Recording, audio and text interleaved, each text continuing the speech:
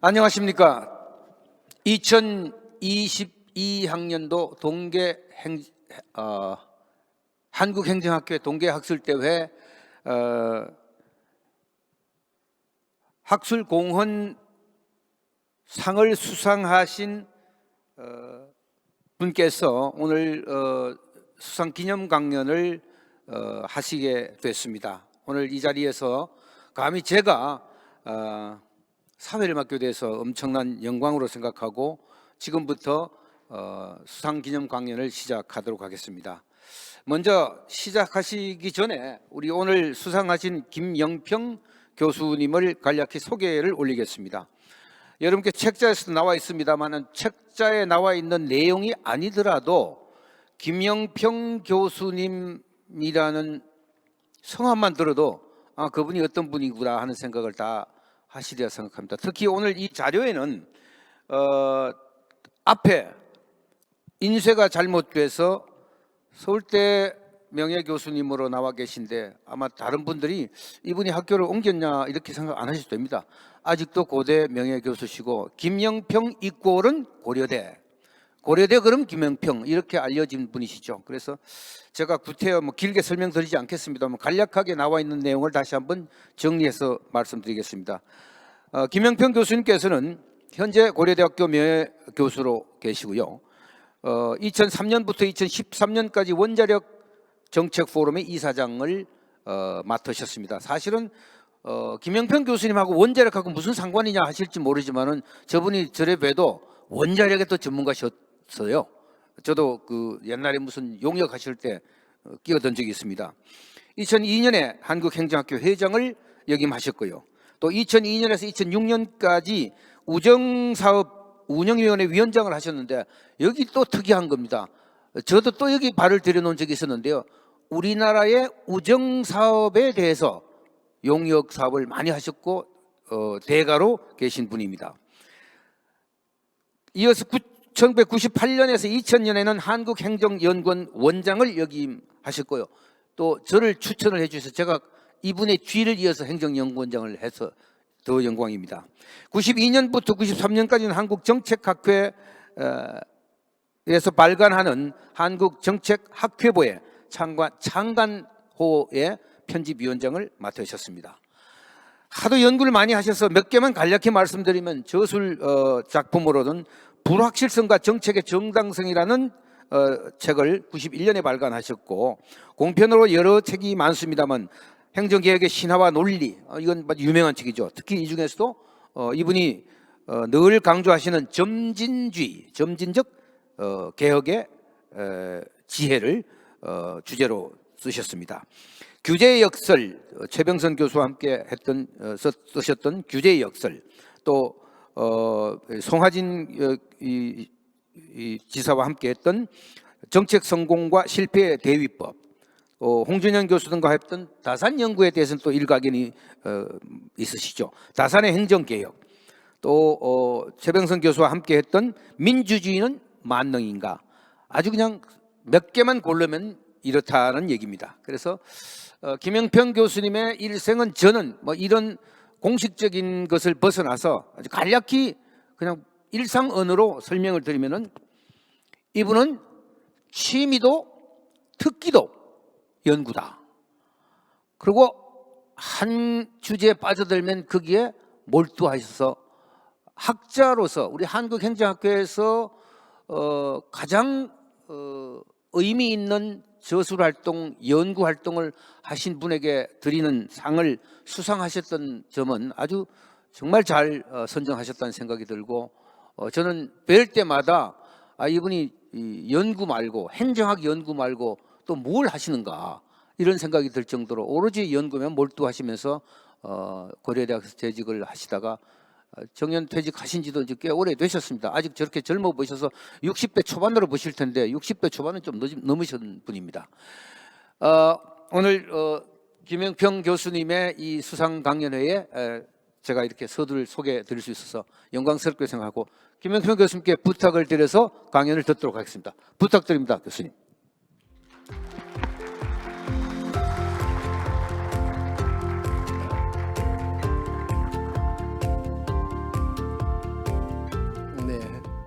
김영평입니다. 한 달여 전에 원수견 회장님께서 이 학술공헌상을 올해 저에게 수여한다고 하면서 무슨 오늘 학술공헌 기념 강연을 할 거니까 준비를 하라고 하셨습니다. 이 학술공헌상은 저에게는 개인적으로 아주 영광스럽고 가슴 뿌듯한 일이었습니다. 그런데 이 상의 수상 소감을 무엇으로 이야기를 해야 되나 아주 난감했습니다. 그래서 생각을 한참 해보고 있다가 우리가 뭐 잊고 지내는 것이 뭐가 없나, 학문적으로 그런 생각을 하다가 오늘 이론의 선택과 정책의 선택이라는 제목을 가지고 말씀을 드리기로 했습니다. 부제는 당돌하게도 나는 어떻게 점진주의자가 되었는가 입니다. 조금 서로 말이 안 맞는 것 같은데 들어보시면 조금 이야기가 연결될 수 있으리라고 보고 있습니다. 이 이론의 선택과 정책의 선택은 인류 등정에도 아주 중요하지만 한 국가나 개인에게도 중요한 사항입니다. 쉽게 말하면은 무엇이 그것을 결정하게 만드는가, 또는 어떻게 선택해야 옳은 선택인가, 이런 질문을 답해보고자 합니다. 그래서 저 개인적인 경험에서부터 이야기를 시작하도록 하겠습니다. 지금으로부터 한 35년 전쯤 일인데요. 고려대학교에서 학부과정의 정책결정론을 가르치고 있었습니다. 제 강의는 시중에 나와 있는 교과서와는 달리 합리적 결정 이론은 현실적으로 정책 결정에 도움을 주기가 어렵다. 점진적 결정이라는 것도 현실을 묘사한 이론이라고 교과서에서는 말하고 있으나 이것도 합리적 결정 이론만큼이나 규범적인 함의를 안고 있는 이론이다. 뭐 대체로 결론적으로 말하면 이런 내용의 강의를 하였었는데 학생 한 사람이 질문을 했습니다. 대체로 이런 질문입니다. 선생님은 점진주의를 중심으로 강의를 하는데 대부분의 교과서는 합리주의를 중심으로 쓰여 있습니다. 조금 혼란스러워서 질문을 하는데 점진주의는 다수설입니까? 소수설입니까? 여러분들은 이 질문에 어떻게 대답을 하시겠습니까? 저도 듣고 다수설, 소수설? 여기 아마 여기서 법학을 공부하신 분들이 계실런지 모르겠습니다만 제가 학부에 법학을 공부를 했습니다. 근데 법학 공부를 하면은 읽다 보면 다수설, 소수설이라는 말이 엄청 많이 나옵니다. 행정학에서는 처음 들어보는 이야기였어요. 근데 그래도 익숙한 이야기여서 그냥 받아 넘길 수가 있었습니다. 저는 이렇게 대답을 했습니다. 점진주의는 현재 한국에서는 소수설이다. 그런데 미국에서는 다수설이 확실하다. 더 가까이요? 네. 그러나 다수설이냐 소수설이냐를 갖고 학설을 선택할 근거는 못 된다. 중요한 것은 이론이 무엇을 설명해 주는가에 달려 있다. 예컨대 코페르니쿠스가 지동설을 16세기 중반에 발표했었지만은 발표 초기에는 천주교의 배척을 받았고 서구에서도 일부 첨단 지식인들만이 이것을 받아들였다. 말하자면 초기에는 소수설에 불과했던 것이다. 지금은 진리로 받아들여지는 이 이론도 다수설이 되기까지는 서구에서마저 아주 오랜 세월이 필요했다.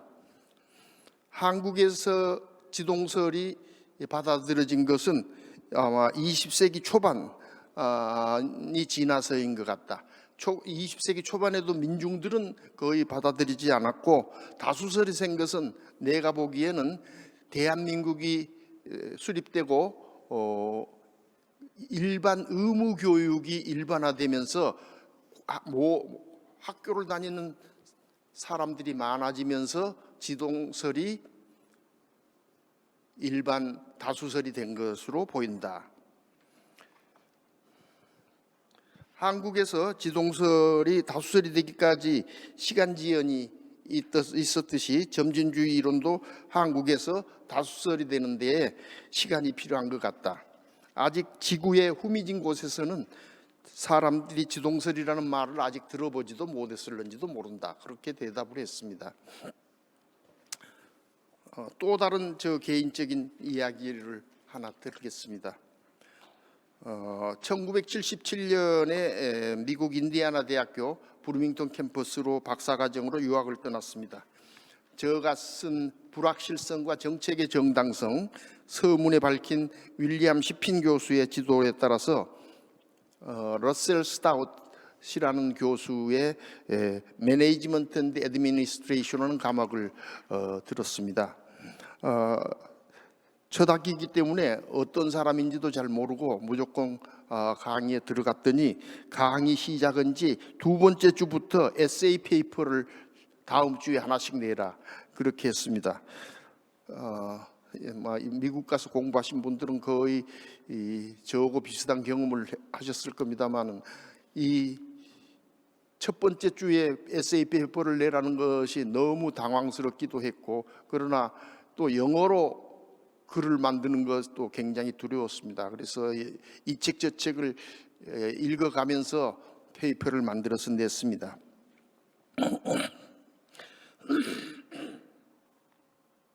그 후에 지도 교수님한테 인사차 시핀 교수님이 그때 인터내셔널 디벨롭먼트 인스티튜트라고는 연구소를 인디애나 대학 안에 가지고 계셨었는데 그 연구소로 인사차 갔었는데 시핀 교수한테 인사하러 갔는데 그 가르치는 스타웃 교수가 저를 보자고 이야기했습니다. 그래서 들어갔더니 당신이 쓴 합리적 장기적 발전 계획에 따른 행정은 실패할 가능성이 큰 것이니까 새로 페이퍼를 써봐라 그러는 겁니다.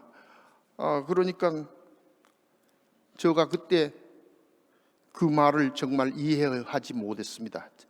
정말로 이해하지 못했습니다. 그래서 한국에서는 지금 현재 5개년 계획을 만들어서 비교적 성공적으로 수행하고 있고 국가 발전도 성공적으로 잘하고 있다. 그렇기 때문에 그것이 상당히 성공적인 이론이 될 수 있을 걸로 본다. 그래서 그런 주장을 한 것인데 무엇이 문제인지 이해를 못하겠다. 이렇게 대응하면서 서로 이제 논쟁이 시작되었습니다. 서툰 영어로 한 서너 시간을 논쟁을 했던 것 같아요. 그래도 제가 설득을 당하지를 못했습니다.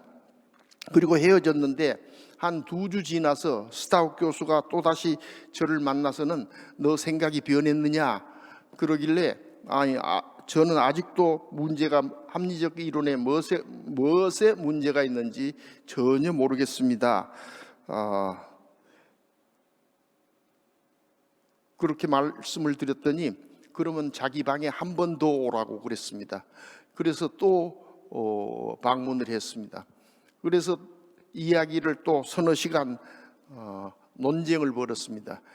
정말 떠듬거리는 영어로 논쟁을 벌였습니다. 그러나 이제 앉으려고 별의별 이야기를 다 했었죠. 그런데 한 서너 시간 뒤에 그분이 저한테 킴, 자, 이 질문을 한번 생각해봐. 그러면서 말씀하시는 게 불확실성이 크면은 합리적 결정이 유리하겠느냐 아니면 점진적 결정이 더 유리하겠느냐. 그러니까 저는 거의 반자동적으로 그야 점진적 결정이 유리하죠. 그렇게 대답을 했습니다. 그러니까 그 다음에 그러면 미국의 정책 결정 상황이 더 불확실성이 크다고 보느냐 한국의 정책 결정 상황이 더 불확실성이 크다고 보느냐 그렇게 또 질문을 하는 겁니다. 그러니까 미국이 더 불확실성이 크다는 말은 안 나오더라고요. 그래서 한국의 불확실성이 더 큽니다. 그러고 나니까 이제 제가 더 이상 고집을 부릴 여지가 없어졌습니다. 그래서 이제야 당신의 가르침을 이해하겠습니다. 그리고 나왔습니다. 지금 생각해봐도 영어도 서툴고 나이도 많고 그런 바보 같은 학생을 이해시키려고 애를 쓴 스타우 교수님이 너무도 감사합니다. 이 경험이 그 이후에 제가 교수가 된 이후에 교수는 이렇게 학생들을 가르쳐야 되는 거라구나 하는 지침이 되었다고 말을 할 수가 있겠습니다. 하여튼 그러나 여기서부터 이제 불확실성이라는 개념이 굉장히 중요하고 또 정책의 실패라는 개념이 굉장히 저에게 중요한 화두가 되기 시작했습니다. 세 번째 또 다른 이야기를 좀 하겠습니다. 제가 처음에 미국으로 유학을 떠날 때에는 무슨 재정적인 지원이 없이, 조금 여기서는 부끄러운 얘기인데요, 마누라가 그때 충북대학교 전임 강사를 했습니다. 그러니까 마누라 월급에서 저 미국 유학비를 대줄 거라고 가정을 하고 그 절적으로 모자라지요. 그러나 하여튼 간에 무작정 미국을 갔습니다. 그게 60년대식 무작정 상경이라고 제가 표현을 자주 합니다. 그렇게 어렵사리 첫 두 학기를 마치고 났는데 아주 불쌍하니 보였던지 시핑 교수가 부르시더니 다음 학기부터 너를 도와주기로 했다. 우리 IDI 인터내셔널 디벨롭먼트 인스티튜트에서 조교로 일을 하게 해주겠다. 그러니까 내가 이 연구소를 위해서 무슨 일을 할 수 있는지 한번 생각해 봐라. 그렇게 말씀을 하시는 것이었습니다. 가슴이 벅차올랐습니다. 이제는 이제 재정적인 지원을 받고 박사를 하고 한국으로 귀국할 수 있겠구나, 그런 생각이 들었습니다.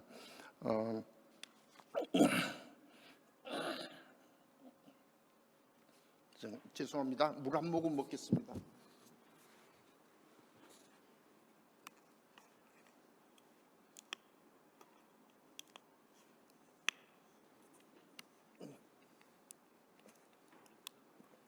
미안.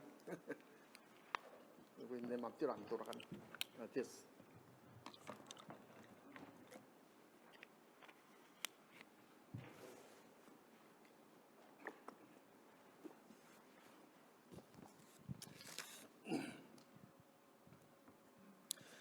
자, 제가 아이디어를 위해서 무슨 일을 할 수 있을까? 사실 정직원이 말해서 그때까지 IDI가 무슨 일을 하는지도 정확히 잘 모르는 상태였습니다. 그러나 제가 아는 것은 거기서 오케이셔널 페이퍼로 발전에 관한 페이퍼들이 종종 나오고 또 모노그래프도 나오고 그런 정도는 알고 있었습니다. 그래서 조금은 건방진 듯 하면서도 제가 글을 한번 써보겠습니다 라고 이야기를 했습니다. 그러니까 시핑 교수께서 그래, 아주 잘 생각했다. 그런데 너 새마을에 관해서 페이퍼를 하나 써봐라, 그러시는 거예요. 그래서 제가 그때 다른 한국의 지성인들이 거의 그랬듯이 새마을 운동은 박정희 대통령이 독재를 연장하기 위해서 만든 프로그램인데 무슨 발전의 교훈이 있겠습니까? 라고 말씀을 드렸습니다. 그랬더니 이때 그분이 저에게 주신 말씀은 정말 저 학문을 완전히 바꿔놓은 그런 말씀을 주셨습니다. 킴, 생각해봐. 세상에 독재자는 많아. 그러나 그 독재자일수록 자기의 펫 프로그램, 자기가 애지중지하는 프로그램은 성공시키려고 애를 써. 그러나 독재자의 프로그램이 성공하는 경우는 거의 없어.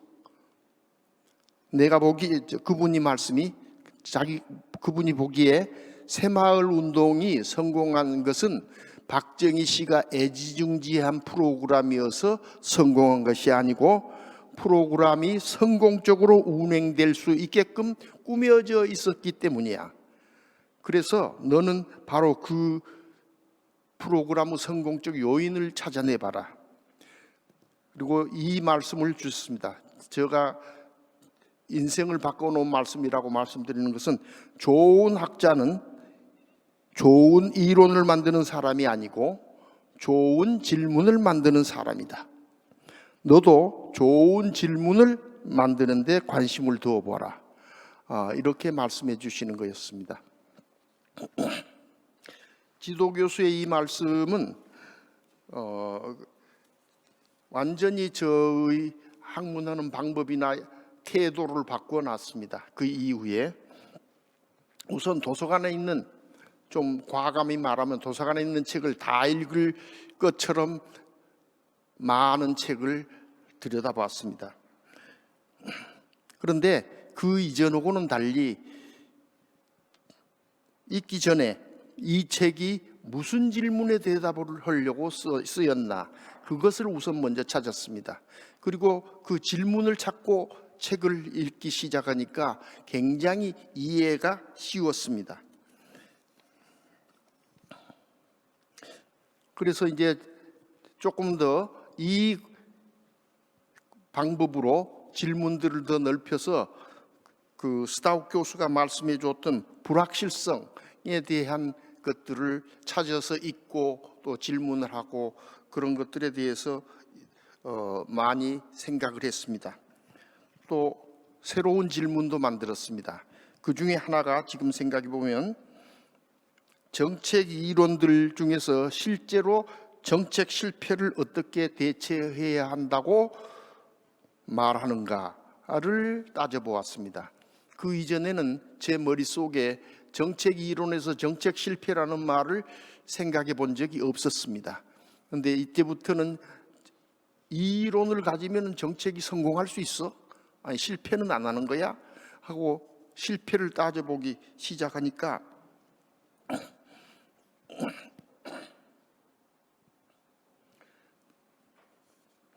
여기서 제가 발견한 것은 합리적 이론보다는 점진주의 이론이 첫째, 실패를 줄일 수 있는 방법이고, 두 번째로 실패를 했을 때 실패를 수정하기에 더 유리한 방법이라는 것을 찾아낼 수 있었습니다.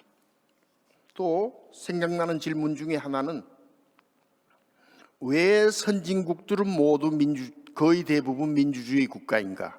이런 질문을 해봤습니다. 그런데 생각해 보니까 오히려 민주주의 국가여서 선진국이 되었다라는 생각에 결론에 도달을 했습니다.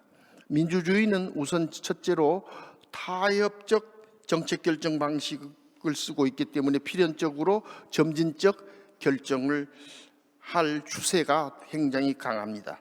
또 두 번째로 작은 실패에 해당하는 정책 오차를 발견하기에 굉장히 유리한 시스템입니다. 민주주의라는 시스템은 그것의 이유까지는 제가 여러분들이 다 이해할 수 있을 거니까 설명하지 않겠습니다.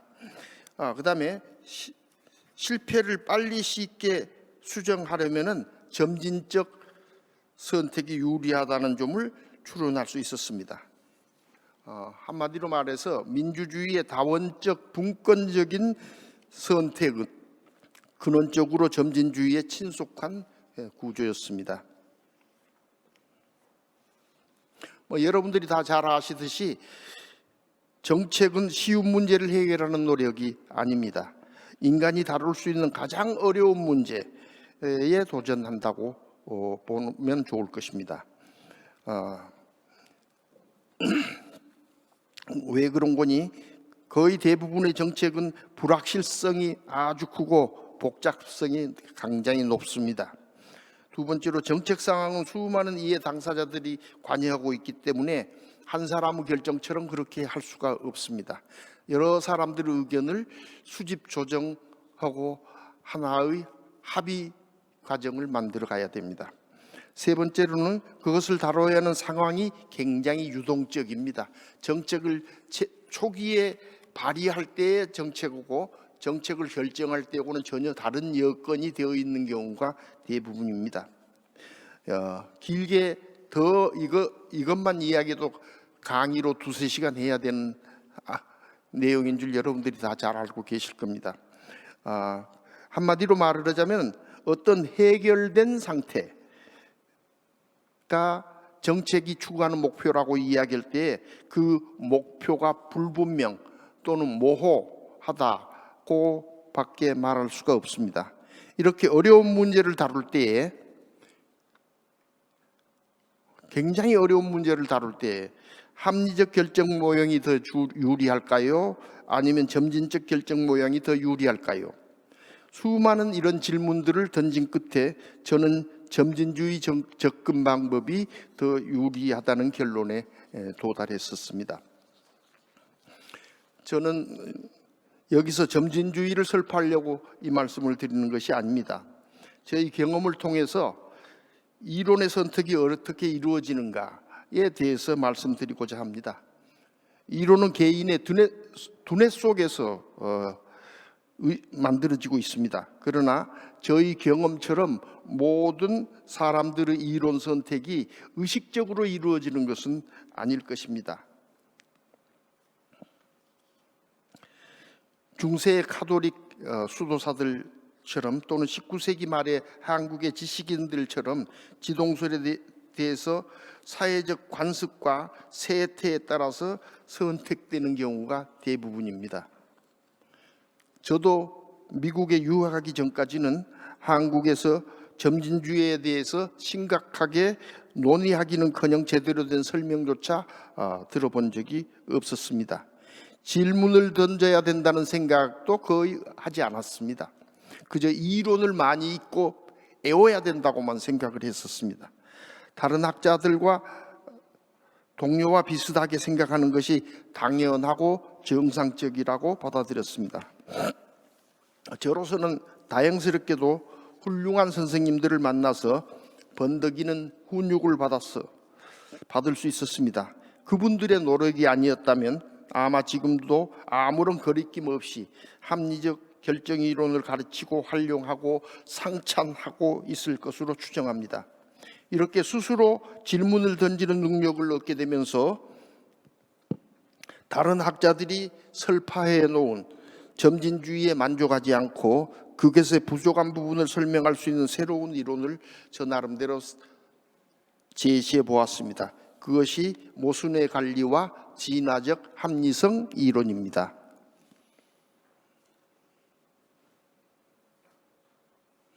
정책의 선택은 이론의 선택과는 다른 과정을 거치는 것으로 보입니다. 우선 정책은 어느 개인이 혼자서 결정할 수 있는 선택이 아닙니다. 어느 독재자가 독단적으로 정권을 휘둘러서 정책을 결정했다 손치더라도 그것이 집행되는 과정에서는 정부의 다양한 조직 구성원들이 내용을 첫째 이해해야 되고 두 번째 해석해야 되고 세 번째 구현해야 되는 과정을 거치기 때문에 독재자 아닌 다른 두뇌들이 정책 결정에 관여하지 않을 수가 없습니다. 보통 민주주의 국가에서 단일 부처에서 정책을 발안한다고 하더라도 조직의 개선을 따라서 상급자로 올라가면서 결재를 받아서 세련 과정을 거치기 마련입니다. 또 한 부처에서 결정된 것은 다른 유관 기관들과 함께 조정회의를 거치게 되어 있습니다. 다른 부처와 이야기하면 또 다른 의견이 나와서 한 사람의 의견과는 다른 정책안이 만들어지겠지요. 또 그뿐만이 아니고 우리나라에서는 그러고 나서도 차관회의, 국무회의 거치게 되어 있습니다. 이것은 우리나라만 그러는 것이 아니고 다른 나라도 이름만 다를 뿐이지 정부의 최상급자들의 합의에 의해서 정책이 결정되는 것이 민주주의의 일반적인 운행 방법입니다. 또 행정부의 안이 만들어진다면 그것은 국회로 넘어가서 국회에서 의결을 거쳐야 되는데 그것도 보통 타협, 항상 타협을 하는 것은 아닙니다. 때로는 무지막지한 다수결에 의해서도 결정이 됩니다만 거의 대부분 민주주의 국가에서는 타협에 따라서 법의 형태로 만들어지기도 합니다. 하나의 정책에도 수많은 사람들이 서로 다른 전문성과 이해관계와 세계관을 가지고 절차에 참여하기 때문에 정책안이 수정되고 첨삭되고 변형되는 것은 거의 정상적이라고 말할 수가 있습니다. 정책의 선택에도 이론이 동원되지만은 이론의 선택에서도 또 다른 논거가 동원된다고 보입니다.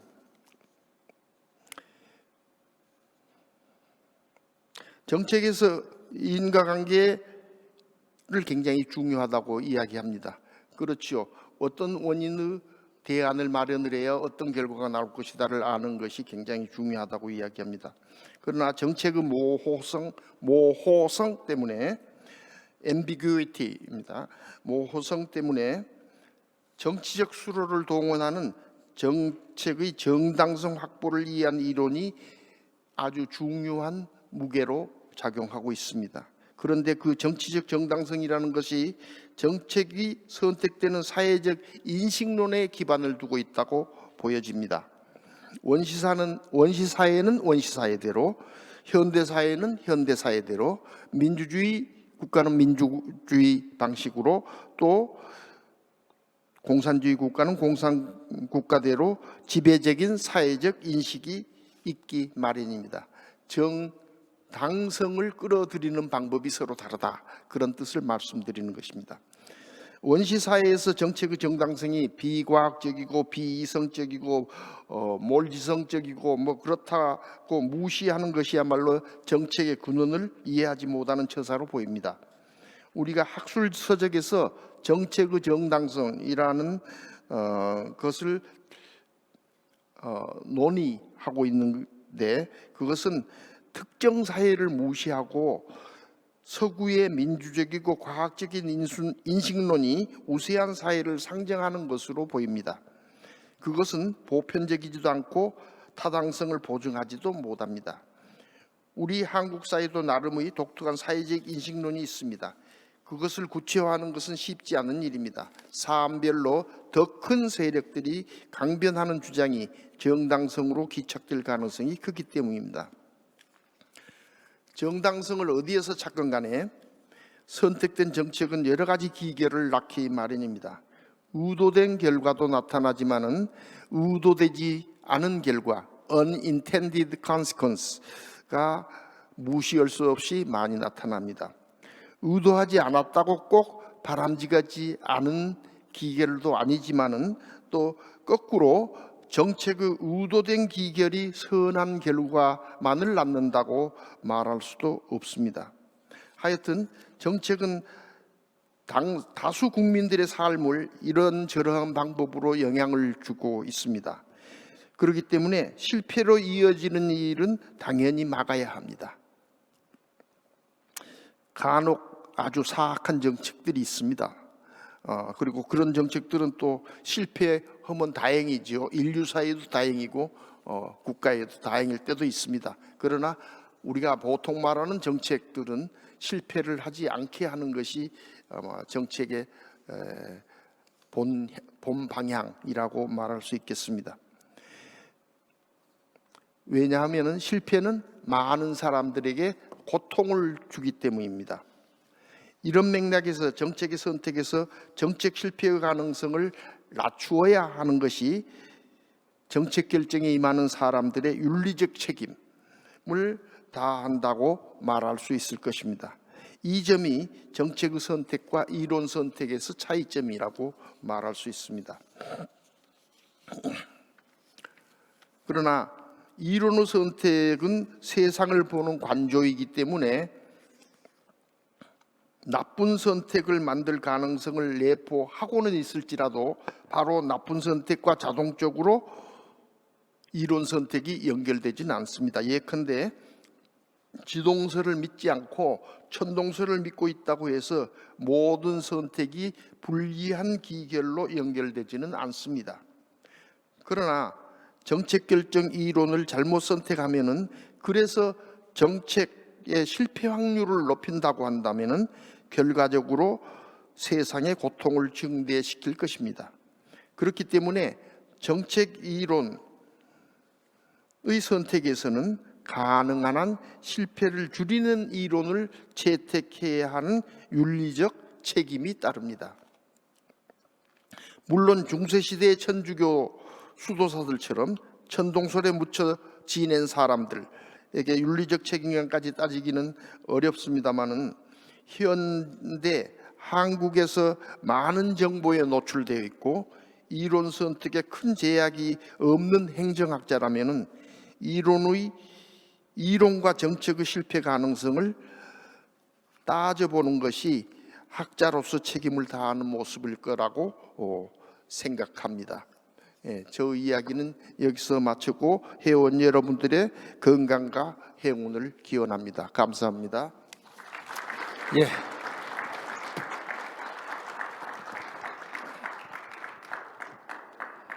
예.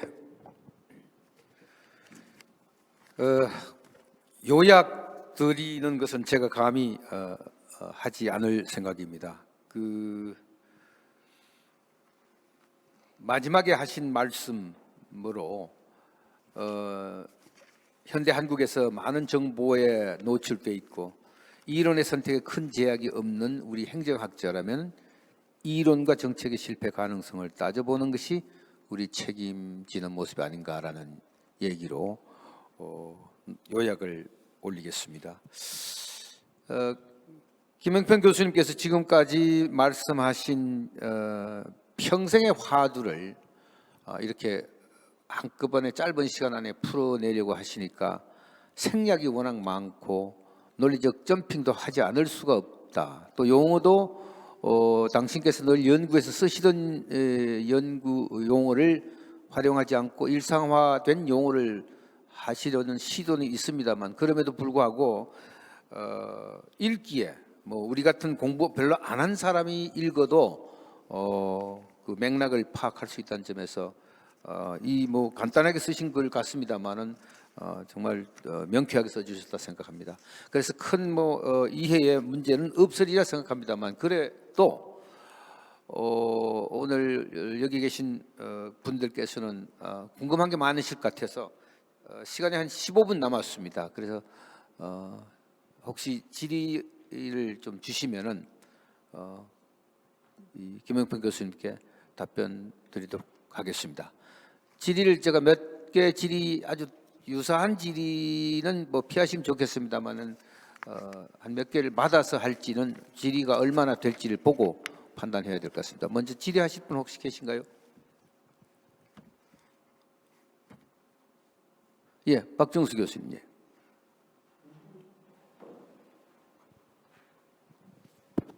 예, 이화여자대학교 박정수입니다. 어제 그 오석홍 교수님께서 이 대전환 시대 행정에서 그 격변의 시대에서 거시담론을 좀 고민해 봐야 되겠다라고 얘기하시고 정치 행정의 부적응 그리고 문화 지체를 얘기하셨고 그 이어서 바로 또 고전 위원장이 이 디지털 플랫폼 정부를 이렇게 설명을 하는 과정에서 굉장히 저희들도 또 이 정부 3.0하고 디지털 플랫폼 정부하고 이 어떻게 그 달라질까라는 부분에 대해서 고민을 하는 과정에서 오늘 김영평 교수님께서 이 평생의 화두인 이 불확실 시대에 이 정책의 실패를 좀 줄일 수 있는 그러한 지혜 이러한 부분에 대해서 말씀을 주셔서 굉장히 이 질문할 거리를 좀 더욱더 많이 주신 것 같습니다. 이 고민되는 그러한 부분이 이 우리나라 이 행정 정책을 공부하는 사람으로서 참 우리는 그 형식주의가 많다, 이중성이 많다라는 그러한 얘기를 하고 있습니다. 우리 뭐 그 준칙주의라는 그런 부분도 그렇고요. 형식으로는 굉장히 아름다운 그러한 제도들이 많이 들어와 있는데 행태적으로는 그것을 못 따라가는 부분에 굉장히 많은 부분이 어떻게 보면은 이해관계자들 간의 그 타협이라든지 조정이라는 부분이 잘 이루어지지 않는 부분, 특히 우리나라 같이 여야가 적대적인 이런 관계 속에서 이 정책의 실패를 줄일 수 있는 이 정치 이 행정의 관계 설정은 좀 우리가 어떻게 들여다봐야 될지 하는 부분이 한 번 더 이 선생님께 질문을 드리고 싶습니다.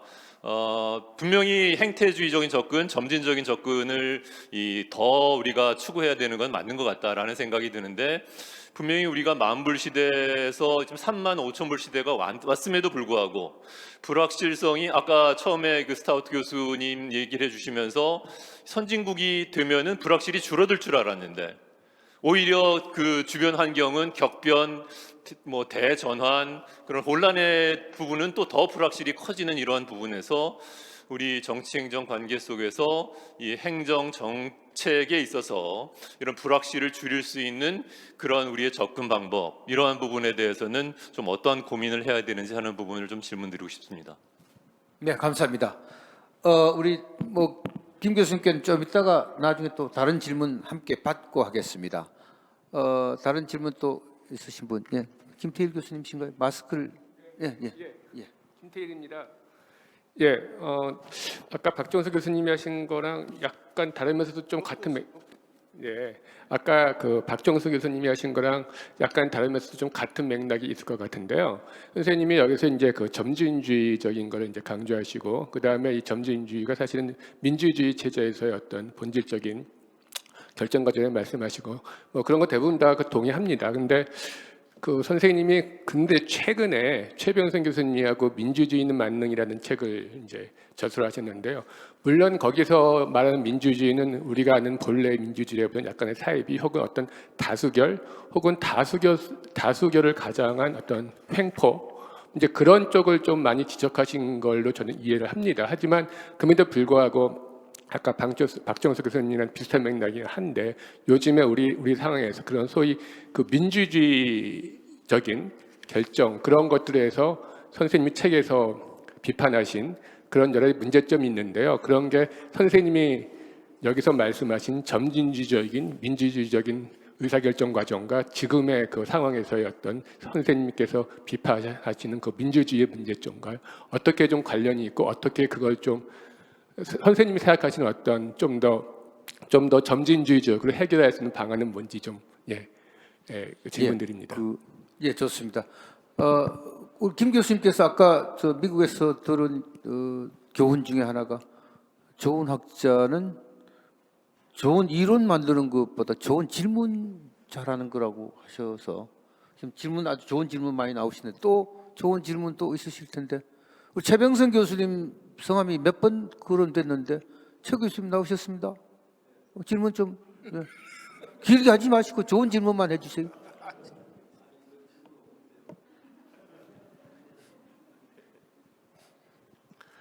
아니, 황윤원 교수님 이런 데서 이렇게 복수하시고 그러시면 안 되는데. 네. 선생님 그 평소에 연구 하시는 그런 관점을 아주 짧은 시간 내에 간략하게 들을 수 있어서 아주 좋았습니다. 저는 사실 무슨 공부를 했는지도 모르는 채로 귀국을 했었는데, 귀국하자마자 선생님을 만나가지고 제가 아마 잘 모르지만 제가 추구하는 게 점진주의 같다는 생각을 그때서 비로소 했을 정도입니다. 그 뒤에 이제 뭐 선생님하고 같이 밀접하게 여러 가지 연구 이렇게 수행하면서 제가 많이 배우고 그랬는데요. 오늘 또 지금 제가 선생님 말씀 들으면서 이 자리에 계신 분들 가운데 정말 선생님 말씀에 정말 공감하시는 분은 몇 분이나 되실까 하는 그런 생각이 들었습니다. 저도 과거에 점진주의에 대해서 학교에서 발표를 해본 적이 있는데, 그때 다들 아신다고 하는데 제가 가만 들으니까 아니더라고요. 여전히 합리주의적인 그런 그 모형에서 전혀 벗어나지 못하시면서도 그래서 이게 굉장히 간단한 문제가 아니다 하는 그런 생각을 했고요. 그래서 오늘 선생님이 어떻게 이런 점진주의적 이 의사결정, 이 방식, 이런 것에 자기 스스로 가진 여러 가지 경험을 하면서 이렇게 접근해 갔는지, 또 뭘 깨달으면서 갔는지 하는 것을 이렇게 소상하게 말씀을 해주셔서 그것이 아마 여러분들한테 상당히 많은 좋은 영향을 끼쳤을 거라고 생각하고 또 그러기를 바랍니다. 저는 사실은 질문 드릴 거는 참 없는데 질문을 하라고 하니 이거 참 큰일 났습니다. 뭐라고 질문을 해야 될지. 그냥 앞에 두 분 질문이 굉장히 훌륭한 질문이라서 그 질문에 답하시는 과정에서 또 다른 말씀을 좀 해주시지 않을까 싶어서 그냥 제 질문을 생략하도록 하겠습니다. 죄송합니다. 네, 감사합니다. 감사합니다. 예, 남궁 교수님, 네, 네, 네. 제가 질문을 안 하려고 했는데 하도 감명을 받아서 질문을 하나 하겠습니다. 뭐 사실 점증주의에 관해서 저도 책에 그런 얘기를 썼습니다. 공무원들이 일하기 싫어하고 뭐 보수적인 행태를 보이는데 뭐 그냥 점증주의로 하라는 얘기는 면피를 주는 게 아니냐 이런 비판이 이제 있고 그래서 책에 썼습니다. 그런데 오늘 제가 말씀 들어보니까 이 점증주의에 대한 강의를 공무원들한테 할 게 아니라 정권 담당자한테 해야 될 것 같아요. 지금 우리나라는 5년 단임의 그 시스템에서 전임자가 했던 걸 깡그리 무시하고 이렇게 하기 때문에 축적이 전혀 안 되는 그러한 상황인 것 같아요. 제가 이제 민주화 이후에 6개 정부의 그 정부 운영 방식에 대해서 쭉 한번 고민해보고 뭐 책도 썼는데 우리나라는 왜 이렇게 그 경험이 축적이 안 되고 깡그리 무시할까? 그게 공무원들이 무시하는 게 아니라 정권 담당자들이 무시하는 현상이 보이는 것 같아서 지금 굉장히 귀중한 말씀을 하셨는데 또 공무원들에게 필요한 것일 뿐만 아니라 정권 담당자에게 진짜 필요한 그런 귀중한 말씀이다 이런 생각을 해봤습니다. 혹시 여기에 대해서는 어떻게 생각하시는지 질문드립니다. 네, 예, 갈수록 점점 이제 이 질문이 아주 좋은 질문들이 나오는 것 같습니다. 우리가 이제 점진주의 그러면 저는 오늘 김 교수님 강의 들으면서 점진주의를 이렇게 깊이 연구해야 되는구나. 저는 그냥 피상적으로 점진주의 그럼 우리가 저희 의사결정론이나 정책결정론 얘기할 때 에이론 윌답스키가 뭐 예산 결정에서 politics of the budgetary process, budgetary process는 딴 거 아니고 그냥 politics다. 그래서 점진적으로 전년도 답습주의에 응한다. 뭐 이런 피상적인 얘기.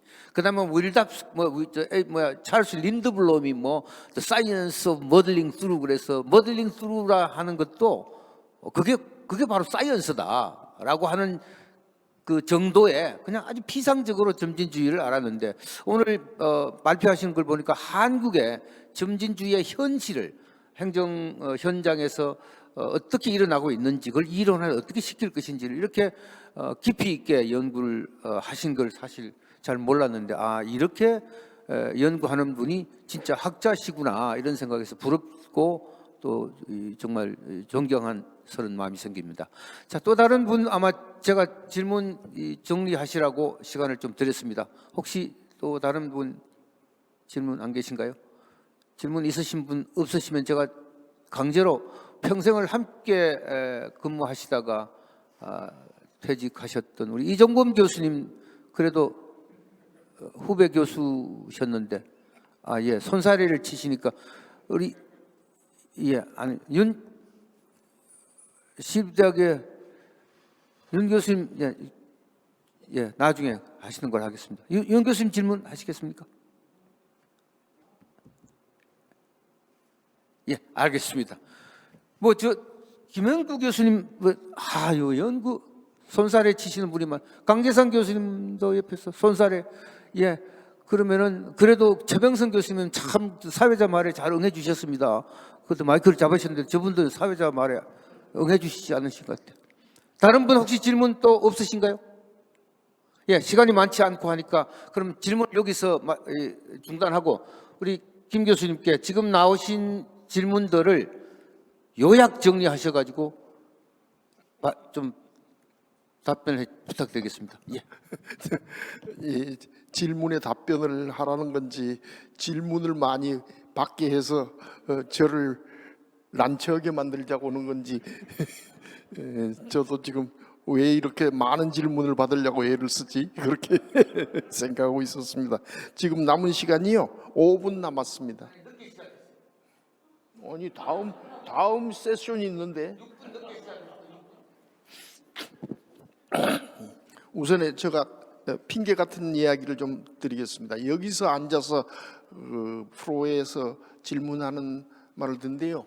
이 스피커가 전부 저쪽으로 향해서 이야기를 하게 돼 있습니다. 그러니까 저 반향해 가지고 이쪽으로 막 여러 가지 소리가 한꺼번에 저 귀에 들어오니까 사실은 정직원이 말씀을 드리면 질문의 내용을 하나도 이해를 못했습니다.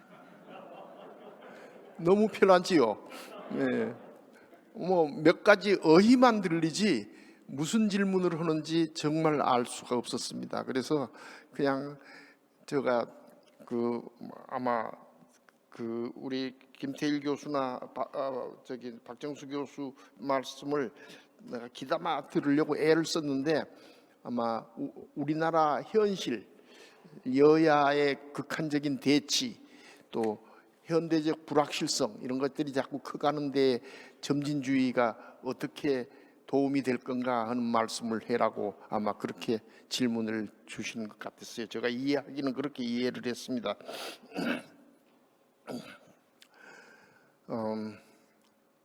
우선 불확실성은요 적어지는 것이 아니고 갈수록 더 커진다고 봅니다. 한마디로 말하면은 더 복잡한 사회가 됩니다.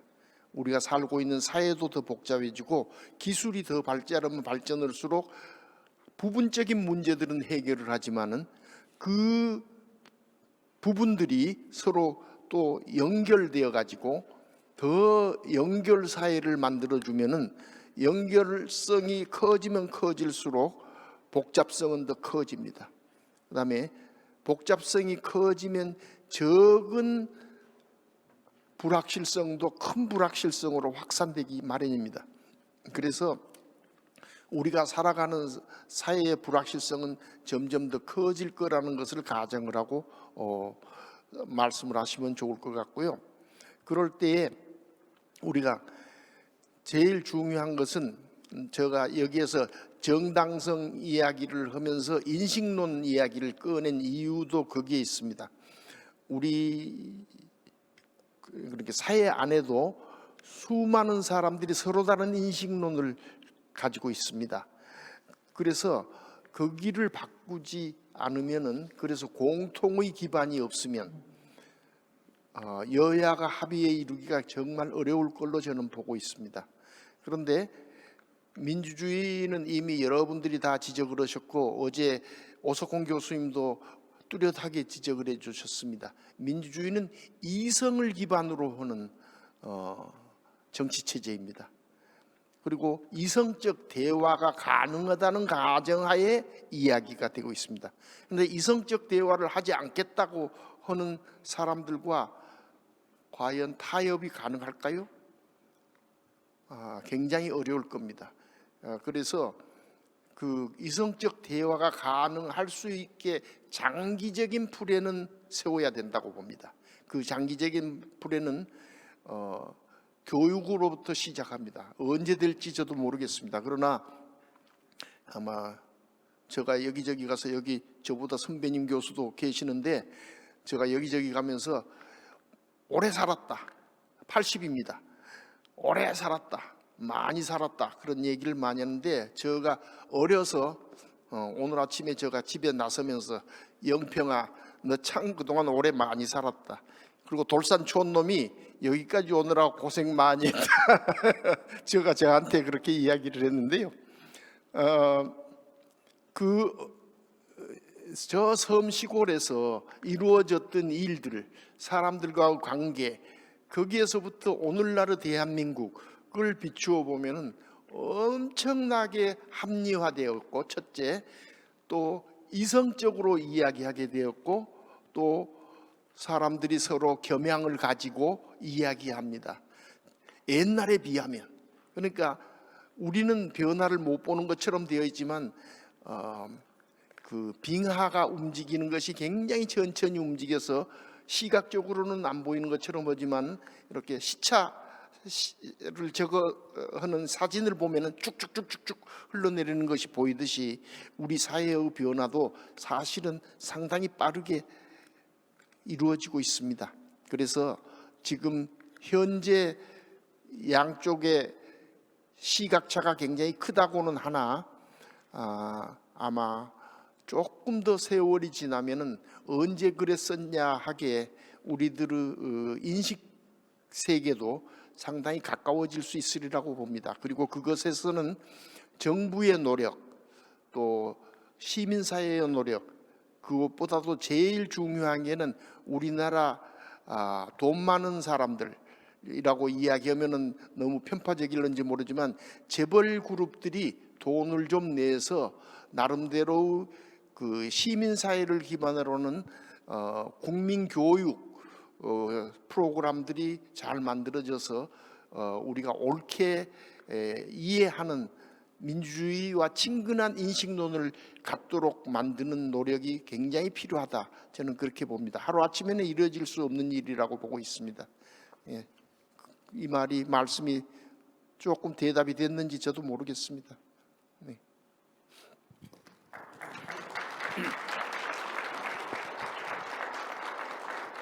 네, 아주 좋은 질문들을 주신 그 다양한 질문들 이렇게 한꺼번에 하나로 일목요연하게 정리해 이론을 만들어서 정리해 주셔서 감사합니다. 이게 시간이 뭐 지났다고 얘기합니다만은 저는 늦게 시작했기 때문에 그만큼 늦게까지 끝내려고 했는데 또 이어서 프로그램이 진행돼야 되니까 정말로 오늘 뭐 질문을 해야 되는데 못했다, 아차 하는 순간에 지났다, 뭐 이러신 아쉬운 분 안 계시리라 생각하고 다시 한번 우리 기념 강연 해주신 김영평 교수님께 큰 박수로 화답하고 저희는 오늘 마치도록 하겠습니다. 수고하셨습니다.